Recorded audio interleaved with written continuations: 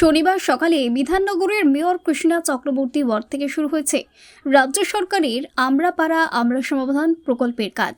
শনিবার সকালে বেগম রোকেয়া স্কুলে সরকারি আধিকারিকরা আসেন। সেখানেই 29 নম্বর ওয়ার্ডে 3টি বুথ এলাকার বাসিন্দারা তাদের সমস্যার কথা নিয়ে হাজির হয়েছে। আধিকারিকরা তাদের সমস্যার কথা শুনে নথিবদ্ধ করছেন। এদিন সেই কাজ পরিদর্শনে যান মেয়র কৃষ্ণা চক্রবর্তী। তিনি বাসিন্দাদের সঙ্গে কথাও বলেন। তিনি সংবাদ মাধ্যমকে জানান যে রাজ্য সরকারের সহযোগিতায় জনপ্রতিনিধিরা মানুষের কাছে পৌরসভার কাজ পৌঁছে দেন। এবারে মুখ্যমন্ত্রী মমতা বন্দ্যোপাধ্যায়ের ভাবনায় অভিনব এই প্রকল্প শুরু হলো। বুথ স্তরে হাজির হয়ে সরকারি আধিকারিকরা মানুষের সমস্যার কথা শুনছেন। বাসিন্দারা তাদের সমস্যার কথা জানাচ্ছেন, তাতে তারা খুশি। এখন আপনাদের বলি যে আমরা এর আগে জনপ্রতিনিধি আমরা যারা কাউন্সিলররা এলাকার উন্নয়নের জন্য সরকার টাকা পাঠায় এবং আমরা সেটা দেখে কোথায় কি কাজের প্রয়োজন দিই। এর আগে আপনার সরকার আপনার পাড়ার সমাধান হয়েছে।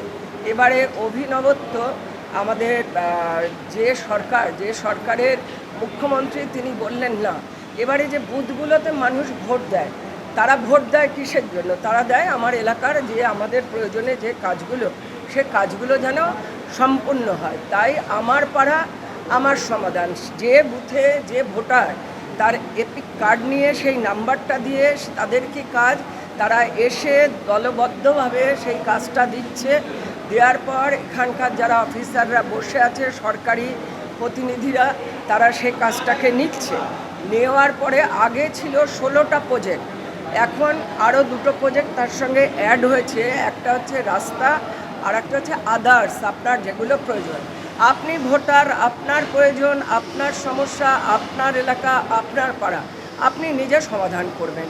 এই যে ভাবনা, এই যে অভিনব, আপনারা বিশ্বাস করবেন না। দুর্গাপুজোর প্রস্তুতি যেমন শুরু হয়েছে, পাড়ায় পাড়ায় এই কাজটা নিয়ে মহিলারা, কাকুরা, কাকিমারা, বোনেরা এতটা উৎসাহ যে পরীক্ষা দেওয়ার মতন কি করতে হবে, কোথাও যাতে মিস না হয়, আমার কাজটা যেন হয়। আমি ভোট দিয়েছি, আমি ভোট দিয়ে নির্বাচিত করেছি, অর্থাৎ আমারও অধিকার আমার এলাকাটাকে সাজানো, আমার প্রয়োজনে আমাদের কাজটা হওয়া। এটাই একদম যেটাকে বলে জমি থেকে ফসল তুলে নিয়ে এসে হাতে তুলে দেওয়া, এটা একদম তাই।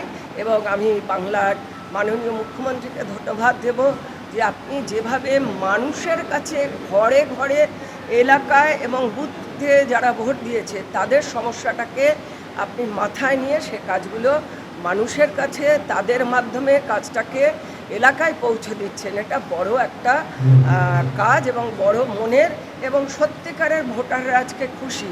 আমি ভোট দিয়েছি, আমার প্রয়োজন, আমি সে কাজটা করব।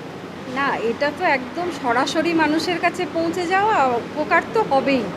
সকলে যদি সহযোগিতা, এটা আমার সরকারি স্কুল, সরকারি কাজ, আমাদের যে জায়গাটুকু সরকার করে দিয়েছেন সেটুকু যাতে ঠিক কাজে ব্যবহৃত হয় সেই চেষ্টা দিদিরা করছেন। দিদি তো আমাদের পাড়াতেই আছেন, ফলে স্কুলের সমস্ত সুখ দুঃখে দিদি থাকেন কাছাকাছি। আর এই প্রকল্পের তো তুলনা হয় না।